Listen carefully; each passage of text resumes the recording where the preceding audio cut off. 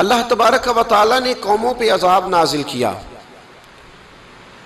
اور قرآن مجید فرقان حمید نے ان قوموں کے تذکرے بیان فرمائے۔ بھائی کس لیے بیان کیے؟ کہ ہم عبرت حاصل کریں، ہم یہ غور کر لیں کہ یہ کام ہم نے نہیں کرنا، اس کام سے ہم نے بچنا ہے، ہم نے غور کرنا ہے کہ یہ چیز ہمارے اندر۔ لوگ کہتے ہیں نہیں جی نہیں، ہم پہ یہ عذاب نہیں آئے گا، بالکل نہیں آئے گا، اس میں شک نہیں۔ پر اللہ نے بیان کس لیے کیا تھا؟ بیان کیا قرآن مجید معاذ اللہ کسی ایسی چیز کا بیان کرتا ہے جس کی ضرورت نہ ہو؟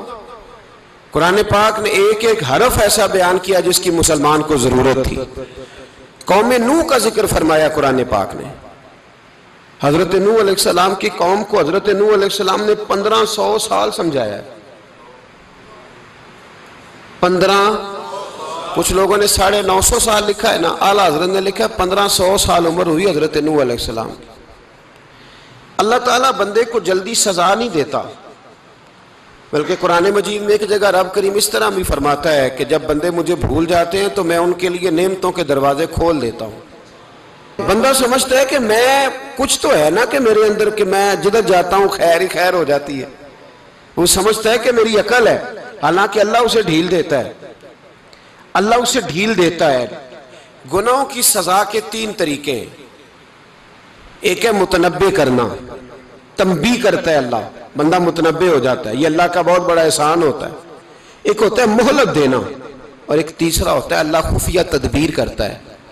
تھوڑا سا سمجھیے گا، انسان پر کوئی آزمائش آئی، فوراً اس کی چھٹی اس نے کہا کہ وہ فلاں جگہ غلطی کی تھی تب ایسا ہوا ہے۔ ہوتا ہے نا کئی دفعہ، آواز آتی ہے نا اندر سے، چلیں بول دیں کچھ نہیں ہوتا آپ کو، اللہ جانتا ہے یہاں کوئی کچھ نہیں کہے گا آپ کو، اور ہماری تو ویڈیو بھی نہیں گھومتی، یعنی خبر بھی نہیں ہو کہ کس نے ہاں کر دی کس نے نہ کر دی۔ آپ بغیر ٹینشن کے بات چیت کریں، آج کچھ نہیں ہوتا انشاءاللہ تعالی۔ آتی ہے اندر سے آواز؟ میں آپ سے اس لیے ان چیزوں کی تصدیق کراتا ہوں کہ باقیوں کو بھی آتی ہے کہ نہیں، اس لیے تصدیق۔ کبھی کوئی کسی جگہ انسان پریشان ہوتا ہے تو محسوس کرتا ہے کہ وہاں مجھ سے ہوتا ہے نا جی، جس کو یہ نصیب ہو جائے بڑا خوش نصیب آدمی ہے۔ حضرت مولا علی فرماتے ہیں اگر تجھے دنیا میں سزا مل گئی تو بچ گیا ہے، سمجھ پھر اللہ کرم کرے گا، آخرت میں سزا نہیں دے گا۔ اور یہ یاد رکھ لے، وما اصابکم من مصیبت فبما کسبت ایدیکم ویعفو عن کثیر۔ اللہ فرماتا ہے دنیا میں تجھے جو بھی تکلیف پہنچتی ہے وہ تیرے ہاتھوں کے کرتوتوں کی وجہ سے پہنچتی، ویعفو عن کثیر، فرمایا کثیر گناہ تو میں ویسے ہی معاف کر دیتا ہوں۔ یہ جو تیری زندگی میں دکھ ہے نا، یہ بھی میری قلیل سزائیں ہیں۔ یہ کثیر پر سزا، یہ قلیل ہے، قلیل یہ جو تمہاری زندگی میں تکلیفیں۔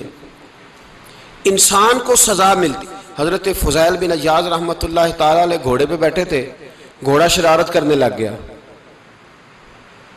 اچھلنے لگ گیا، کودنے لگ گیا، تو حضرت فضیل بن عیاض نیچے اترے، ایک کونے میں جا کے نماز کی نیت باندھ لی، 2 رکعت نماز پڑھی، پھر دیر تک استغفار پڑھتے رہے، روتے رہے، دعا کرتے رہے، واپس آئے۔ خادم عرض کرنے لگے حضور سمجھ نہیں آئی، گھوڑے نے تھوڑی سی شرارت کی، وہ بدکا ہے، آپ نے اس کو چھوڑا ہے اور چھوڑ کر کے آپ نماز میں لگ گئے۔ تو حضرت فضیل بن عیاض فرمانے لگے جب بندہ اللہ کی نافرمانی کرتا ہے نا تو جو چیزیں اس کی فرما بردار ہوتی ہیں وہ اس کی نافرمانی کرنے لگ جاتی۔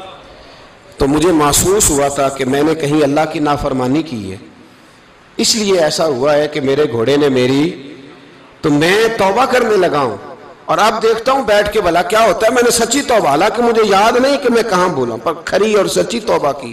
دوبارہ گھوڑے پہ بیٹھے تو گھوڑا بالکل صحیح ہو کے ساتھ چلنے لگ گیا۔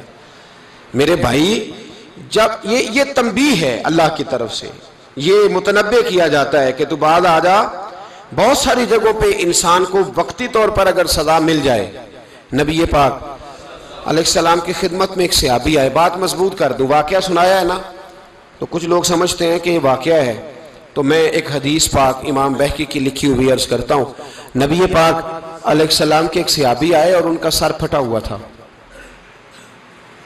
خون بہ رہا تھا۔ سرکار نے فرمایا کیا ہوا؟ عرض کی حضور ایک عورت جا رہی تھی، میری نظر پڑی، ابھی نظر پڑی ہے کہ میرے آگے ستون آ گیا تو میرے سر پہ لگ گیا۔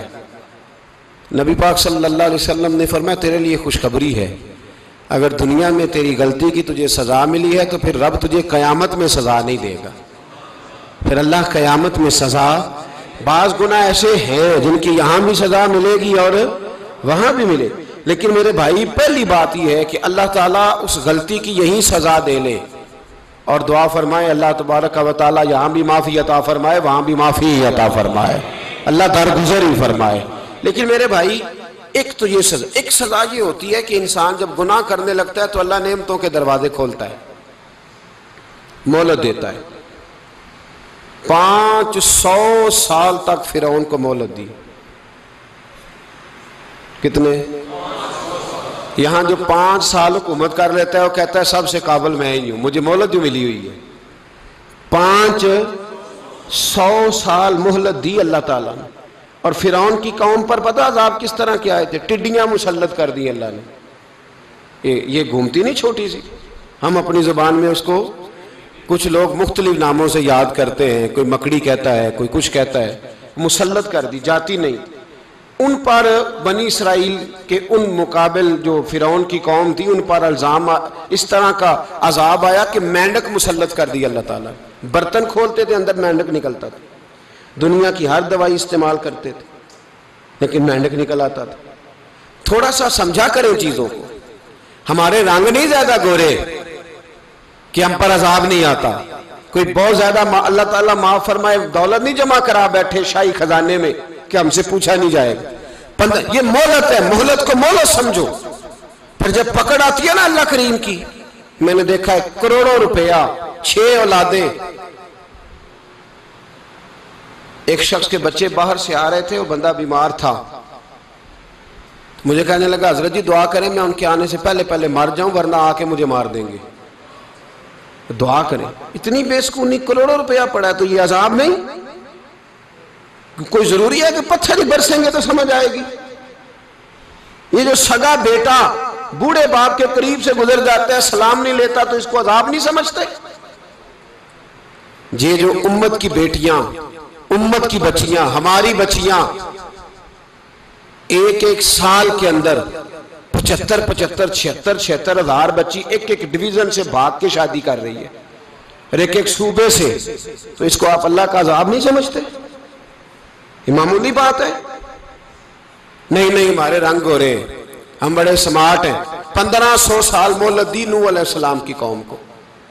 کتنے سال؟ بول کے بتائیے، بول کے دوبارہ بولیے. 1500 سال. کوئی آدمی اپنی سمارٹنس پہ خوش نہ ہو جائے کہ 20 سال ہو گئے میں تو نافرمانی بھی کر رہا ہوں، روٹی بھی پک رہی ہے، میں تو حرام بھی کھا رہا ہوں، پھر بھی سب ٹھیک ہے. 1500 سال مہلت دی. پھر حضرت نوح کہنے لگے اللہ میں نے تو بڑا سمجھایا نہیں باز آتے. تو رب کریم نے فرمایا کشتی بناؤ. اللہ کے پیغمبر کشتی بنانے لگے تو قوم مذاق اڑانے لگ گئی. اب کیا کرنے لگے ہو؟ اب کشتی بنانے لگے ہو، خیر تو ہے، قوم مذاق اڑا رہی ہے. حضرت نوح علیہ السلام کا آپ نے کشتی بنائی. پانی کہاں سے نکلا؟ نہ بارشیں ہوئی نہ سیلاب آئے. ایک تندور تھا اس کے اندر سے پانی نکلنا شروع ہو گیا. کبھی تندور سے بھی پانی نکلا ہے پر جب نکالنے والا چاہتا ہے تو وہاں سے بھی ایک تندور سے پانی نکلا. اتنا نکلا اتنا نکلا اتنا نکلا کہ قوم ساری ڈوب گئی. قرآن مجید کے صفحات شہادت دیں گے کہ حضرت نوح کی قوم کا بچہ بہ گیا. بچے صرف وہ تھے جو حضرت نوح کے ساتھ ہو گئے، تباہ ہو گئی. اللہ بے نیاز ہے، بے نیاز. 1500 سال مہلت ملے اور تو پھر بھی کہے رب بڑا کریم ہے معاف کر دے گا. 1500 سال تجھے گنجائش دے اور تو کہے کوئی نہیں بات معافی ملنی چاہیے ابھی بھی. میرے بھائی حضرت صالح علیہ السلام کی قوم، حضرت صالح نے تبلیغ شروع کی تو کہنے لگے پہلے معجزہ دکھاؤ. جی آج تو نہیں نا لوگ معجزے مانگتے ہیں. آج بھی لوگ کرامتے اور معجزے، اللہ معاف کرے جو چیزیں معجزہ تو ہو نہیں نہ سکتا لیکن آج بھی لوگ، آپ یقین کریں، کہتے ہیں یہ بڑی نمازیں پڑھتا ہے تو پھر بخشا کیوں نہیں گیا، پھر کیوں نہیں منو سلوہ کیوں نہیں اترا اس پر، پھر میں بھی اسی طرح ہی ہوں، کیا اس کے اندر خوبی آ گئی. مولوی بھی ویسے ہی ہے، صوفی بھی ویسے ہی ہے. لوگ مانگ نہیں رہے، دلیلیں مانگ نہیں رہے. 1500 سال مہلت ملے اور تو پھر بھی کہے رب بڑا کریم ہے معاف کر دے گا. 1500 سال مہلت ملے اور تو پھر بھی کہے رب بڑا کریم ہے معاف کر دے گا. ابھی بھی لوگ بحث نہیں کرتے، کیا فرق آ گیا جی، ویسے ہی ہیں سارے۔ اللہ تعالیٰ سے ڈرنا چاہیے، ہمیں سامنے والے کی طرف دیکھ کر صحیح ہونے کا حکم نہیں ہے، ہمیں اپنی اصلاح کا حکم ہے، اپنی طرف دیکھ کے اپنے آپ کو ٹھیک کرنے کا۔ الزام لگا کے گزر جانا، اس کا کوئی مطلب سنو اور یاد رکھو۔ حضرت صالح علیہ السلام سے کہنے لگے پہلے معجزہ دکھائیں، تو حضرت صالح علیہ السلام نے فرمایا اونٹ کہاں سے پیدا ہوتے ہیں؟ کہا اونٹنی کے بطن سے۔ فرمایا آؤ میں تمہیں پہاڑ کے اندر سے اونٹنی پیدا کر کے دکھاتا ہوں۔ کہاں سے؟ پہاڑ کے اندر سے۔ حضرت نوح ساتھ لے کے گئے تو پہاڑ کے اندر سے اونٹنی نکلی، اور اونٹنی بھی گابن تھی، اس کے پیٹ میں بچہ، اور اونٹنی اتنا دودھ دیتی تھی کہ ساری بستی دودھ پی جاتی تھی، پھر بھی دودھ بچ جایا کرتا تھا۔ لیکن حضرت نوح علیہ السلام نے فرمایا اب تم نے دیکھ تو لیا یہ اسے، یہ جتنا دودھ دے گی روٹی بھی اتنی کھائے گی، ایک دن تم سارے پانی پیو گے، ایک دن یہ سارا پانی پیا کرے گی، ایک دن تم سارے باقی جانوروں کو گھاس کھلاؤ گے، ایک دن یہ اونٹنی، اور اونٹنی کا نام کیا؟ ناقۃ اللہ، اللہ کی اونٹنی۔ کس کی اونٹنی؟ نام کیا ہے؟ اللہ کی، یہ اللہ کی اونٹنی ہے۔ تو حضرت نوح علیہ السلام کی اونٹنی فرمایا اس کی بے ادبی نہ کرنا۔ باز نہیں آئے لوگ، باز نہیں آئے، کہنے لگا جی دودھ دینا تو ٹھیک ہے، پر یہ جو سارا پانی پی جاتی ہے نا یہ صحیح نہیں، یہ جو ساری گھاس کھا جاتی ہے یہ نہیں ٹھیک، دودھ دینا تو ٹھیک ہے پر یہ نہیں صحیح۔ آپ نے فرمایا اسے کچھ نہ کہنا، اللہ کی اونٹنی ہے۔ میں کہا کرتا ہوں ان لوگوں نے ناقۃ اللہ کی بے ادبی کی، حضرت نوح علیہ السلام کی اونٹنی کی ٹانگیں کاٹ دی، صالح علیہ السلام کی۔ اور دیکھو اللہ بڑا بے نیاز ہے، اگر پیدا کرنا جانتا ہے تو حفاظت کرنی نہیں جانتا، لیکن رب کریم نے فرمایا نہ کرنا۔ انہوں نے ان کے پیر کاٹ دیے، کانوں پہ چھریاں لگائیں۔ اونٹنی جب مر گئی، اونٹنی اللہ تبارک و تعالیٰ کی وہ اونٹنی جب مر گئی تو حضرت صالح علیہ السلام کی قوم پر رب کریم نے زلزلہ بھیجا۔ اذا زلزلت الارض زلزالہا، جب زلزلے آئیں گے اور جب ان کا زلزلہ آنا زلزلہ آتا ہے نا، کیا کرتی ہے قوم؟ لا الہ الا اللہ، لا الہ الا اللہ، کلمے جاری ہو جاتے۔ بلکہ ایک دفعہ ایسا بھی ہوا کہ مسجدوں میں اعلان ہونے لگے زلزلہ آ رہا ہے، جو فجر کے لیے نہیں اٹھے زلزلے کے لیے وہ بھی اٹھ گئے، جن کا دعویٰ ہے نا میری سویرے آنکھ نہیں کھلتی، ان کی لگی نہیں کتنے گھنٹے، بعد میں بھی نہیں لگی، ٹی وی پہ اعلان ہوتے رہے کوئی نہیں آ رہا سو جاؤ چپ کر کے، لیکن آنکھ لگی۔ موت سے تو ڈرتا ہے، اللہ سے ڈرتا ہی نہیں، موت کا خوف ہے رب کا نہیں۔ زلزلہ آیا ساری قوم تباہ ہو گئی۔ بتاؤ اگر ناقۃ اللہ کی گستاخی ہو تو اللہ ناراض ہو جاتا ہے، اور اگر اولیاء اللہ کی ہو، اگر اولیاء اللہ کی ہو تو رب ناراض نہیں ہوتا؟ شرم نہیں آتی لوگوں کو داتا صاحب کی بے ادبی کرتے، شرم نہیں آتی لوگوں کو غوث اعظم کی گستاخی کرتے، حیا نہیں آتی جنہوں نے دین پھیلایا ان کی بے ادبی؟ میں درد سے کہتا ہوں، رو کے کہتا ہوں، اور اگر کلیجہ پھٹ سکے تو میں دکھاؤں زخم کتنے۔ ایک حج کے موقع پر ایک بابا جی، اس سال 4,80,000 روپے کا پرائیویٹ حج تھا، اور بابا جی کی کیفیت کمزور تھی، بیچارے بیمار تھے، اس کے باوجود وہ گئے۔ بوڑھے آدمی، جا کے بیٹھیے، بزرگ، اور کتنی مشکل ہے وہاں منا، مزدلفہ، عرفات، طواف زیارت، کتنا مشکل کام ہے طواف زیارت کرنا، طواف وداع کرنا، کس کٹھن سے حج کیا، بڑھاپے میں پیسے بھی لگائے۔ اور جب وہ روضہ رسول پہ گئے صلی اللہ، اور انہوں نے جا کے نبی پاک صلی اللہ علیہ وسلم کے روضے کی طرف منہ کر کے درود شریف پڑھا تو ایک ملا نے اٹھ کے کہہ دیا تو مشرک ہے۔ تو میری روح کانپی، میں نے کہا تجھے شرم نہیں آئی، حیا نہیں آئی؟ اس کی عمر دیکھ، کس بڑھاپے میں کہاں سے چلا، کہاں آیا۔ یہ مشرک ہوتا تو کسی مندر میں جاتا، یہ مشرک ہوتا تو کسی گرجے میں جاتا، یہ مشرک نہیں، یہ مومن ہے۔ اور یہ وہ والا مومن ہے جس کے سینے میں دل جب دھڑکتا ہے تو خالی دھڑکتا نہیں، ساتھ وہ محمد عربی پہ درود و سلام بھی پڑھتا ہے۔ شرم نہیں آتی لوگوں کو؟ اتنی بڑی گستاخی کرتے، جو روضہ رسول پہ آیا مشرک ہے۔ میں نے تو ایک مولوی کو صاف صاف کہا تھا، میں نے کہا اگر میں مشرک ہوں تو نکالو، مشرک کا داخلہ تو یہاں ویسے ہی منع ہے۔ شرم نہیں آتی؟ اپنی زبان کا ایک پاس کرو کچھ۔ اتنا ظلم، اتنی بڑی فرقہ واریت امت میں، اتنا امت کو تقسیم کرتے ہو، تمہیں شرم نہیں آتی؟ جہاں سے اتحاد کا پیغام دینا چاہیے وہاں سے تم لوگوں کو فرقے کا پیغام دیتے ہو، ایک مقصود فرقے کی تبلیغ کرتے ہو.